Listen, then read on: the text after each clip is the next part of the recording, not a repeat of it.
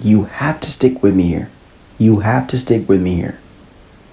The patriarchy isn't fighting against women, it's fighting against grown women.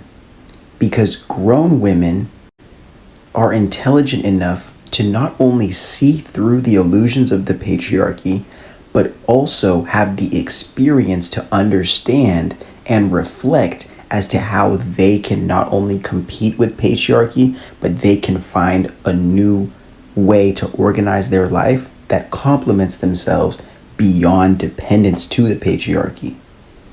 So we need to continue to lower the age of desirability, lower the age of social acceptance, lower the age of women to almost infant level awareness to protect the patriarchy and continue to just justify this natural need for male dominance because of female incompetence.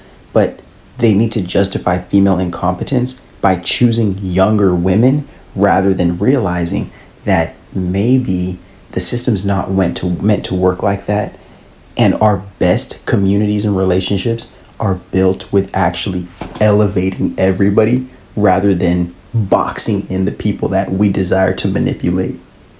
What do you guys think? Maybe we should do a series on this channel and name it Men Exposing Themselves. What do you guys think? Drop your thoughts in the comment section. In today's video, men are coming out to expose the lies they were told by the patriarchy. Yes, men are coming out to expose the patriarchy. Get a piece of paper, get a pen, and jot things down. You want to stay tuned till the end. Just like racism is a system, the patriarchy is a system which was created by men for the benefit of men.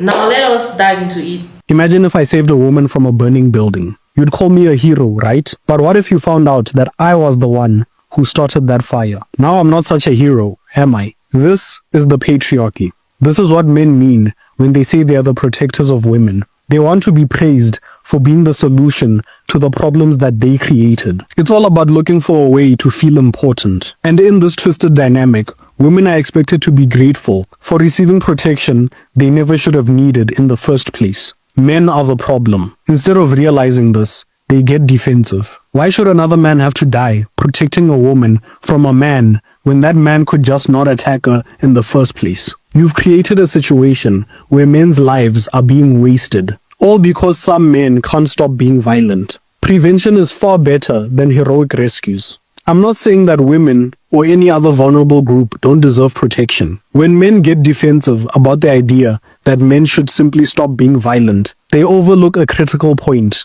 Men's lives are being wasted in the process of defending women from harm that men themselves initiate. Something that men need to realize is that they are not leaders. That is a lie and a story that has been told to men, that they have to be leaders, that they are leaders, that there was a time where they were leaders. I think if that was true, leadership would be a lot easier for men. But it seems to be very difficult.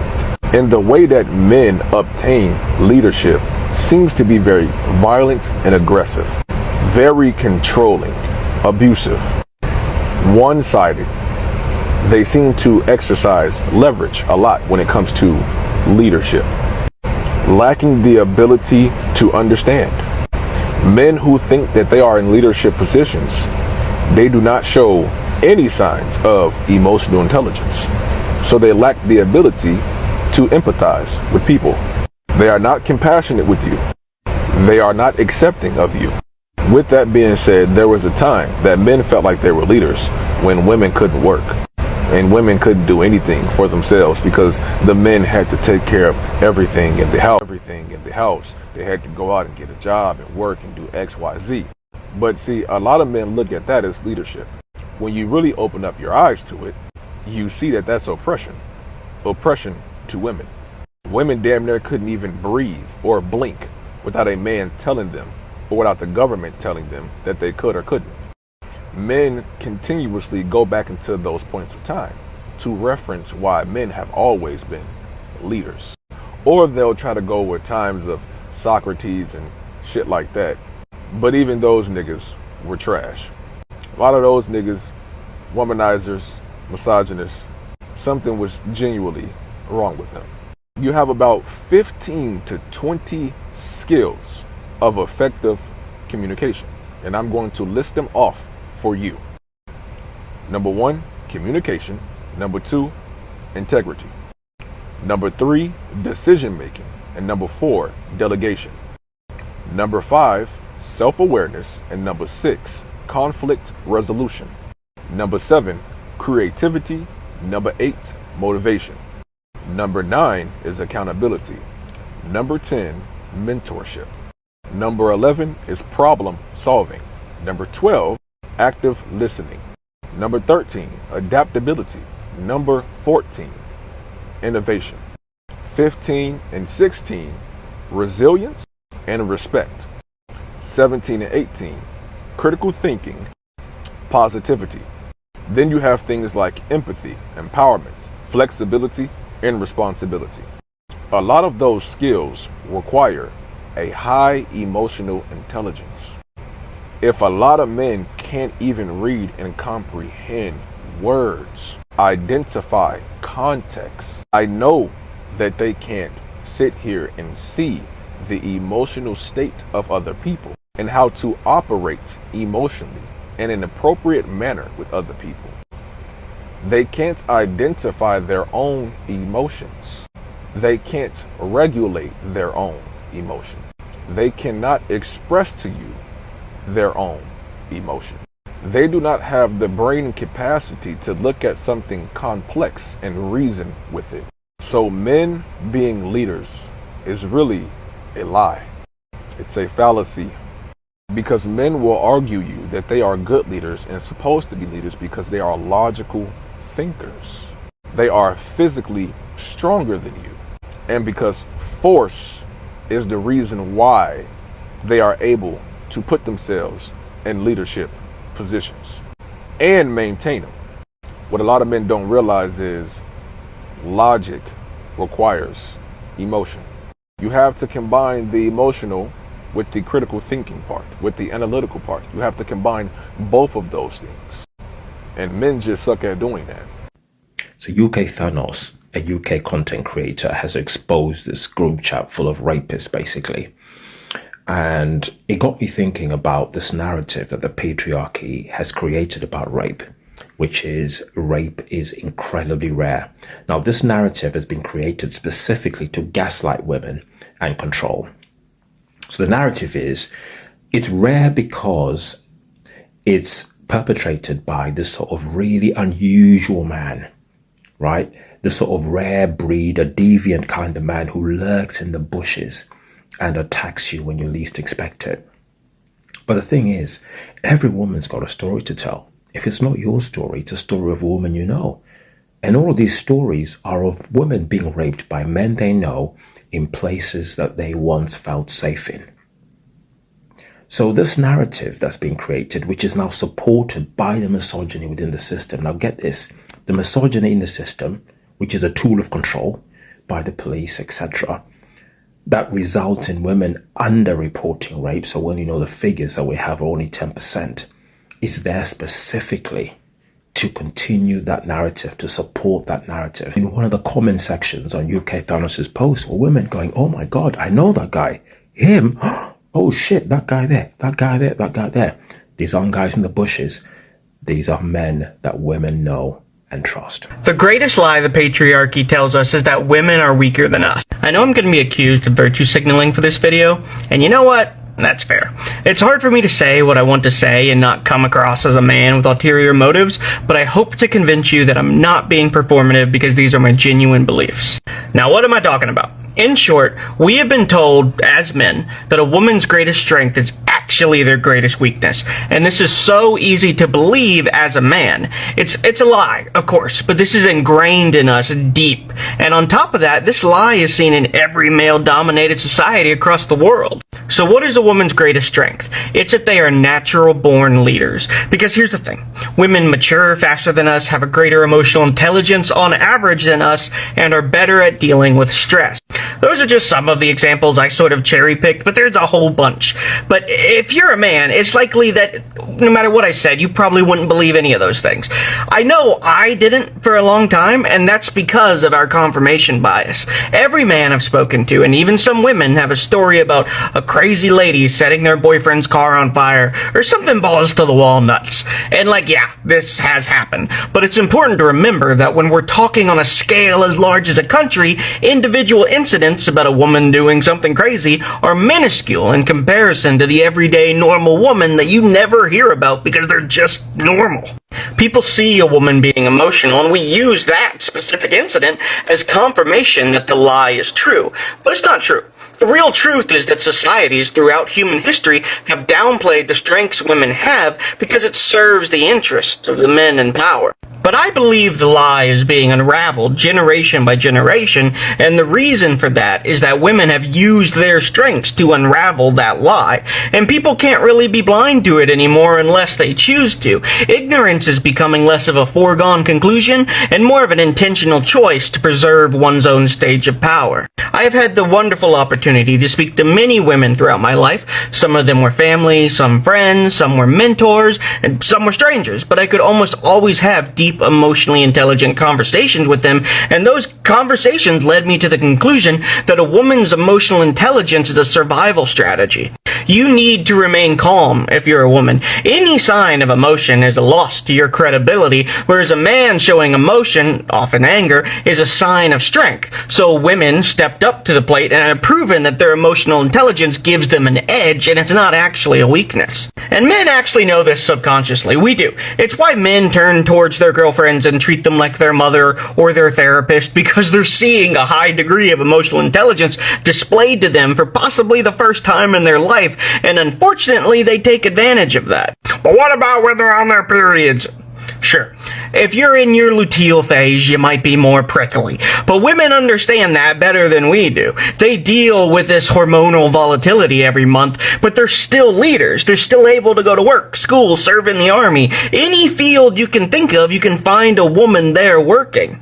And my argument, personally, is that a woman's menstrual cycle isn't a weakness, it's their strength. I'm sure they'd love to be rid of it, but it's like an emotional and physical training tool for a leadership role every month. They have to process their emotions under a heavier load, learn healthy ways to cope with the added stress, understand their body's signals to contextualize their actions, and then add on the pain they experience, and you've got a training course for a natural-born leader. Of course, people are going to say, not all women are like this, and duh, people are people. But my argument is that if you want a leader who will look out for you, think through their actions, remain calm under pressure, and knows the value of perseverance, you should look to the women in your life and show them more respect than you possibly do now. Because they're stronger than us in so many aspects, and we act like they aren't. And as men, we respect power. And that's what I'm going to end on.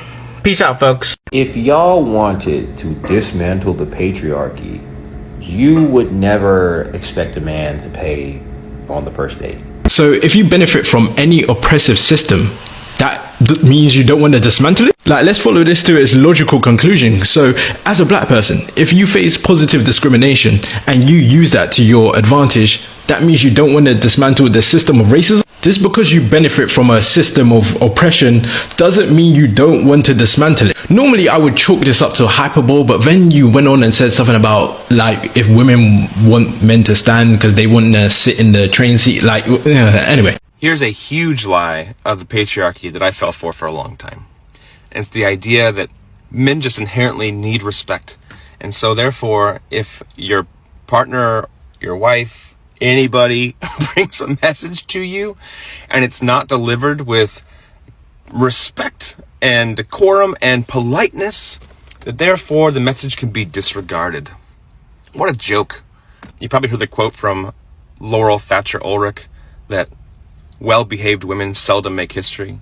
I wonder why that is, right? It's because men will not hear anything that is delivered with politeness in a culture that reinforces constantly the power dynamic that we are in charge, right? So everything else that's delivered with decorum is able to be easily dismissed, right? Because now we're just chatting, we're just having a friendly debate. And whatever your idea is not my idea, and we can agree to disagree. And because I am the one in power, I get to do what I want to do. And if you come at me with any level of intensity or passion, then oh my gosh, you're just an emotional creature and you need to be under control and put in check. How sad. In fact, we did put women literally in mental institutions for decades because they were speaking up, and we called them insane. There's insanity here, but it was never the women. Never. And this played out so sadly in my own life, because I have an incredible partner who was a badass and so talented, but I couldn't see her because she had been told that she couldn't speak up for her needs necessarily. And she also assumed, rightly, that somebody who really loves her would be leaning in with curiosity and would want to know what she was thinking. And so when she would bring up an idea that was uncomfortable to my own fragility, I would debate it. And if she did get passionate, I would say, you need to calm down. We're just talking here. And no surprise, eventually she stopped telling me the things that were important to her. And when I finally discovered that years later,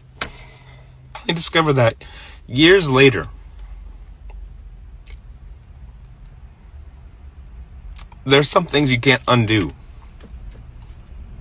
And I don't know if we'll be able to repair our communication. I think we're on the path to do that. I don't know if we'll be able to repair our intimacy. That may be irreparable. So I just hope that somebody else can hear that. Somebody else can see this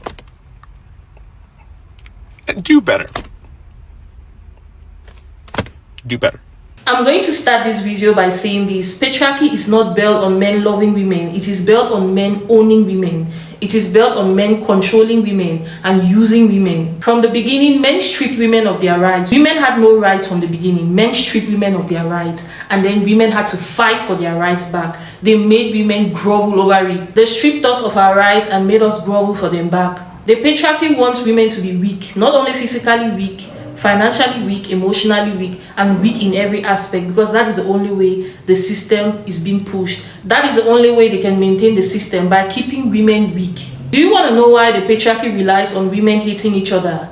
It is because they want divide and rule. The patriarchy doesn't fear individual women. It fears when women love, support, and protect each other. Patriarchy is scared of what will happen when women love, support, and protect each other. That is why they pit women against each other. Divide and rule. To be completely honest, the only reason why the system has been like this for so long is because women don't like each other. Women hate each other. If women could bond and be together, something dangerous happens. Every time women are able to bond and be together and come together, something powerful happens. And men understand the power of feminine energy. They know how powerful women are if they come together. They created a system to pit women against each other, compete with each other. When we bond together, we are no longer isolated. We are no longer easy to silence.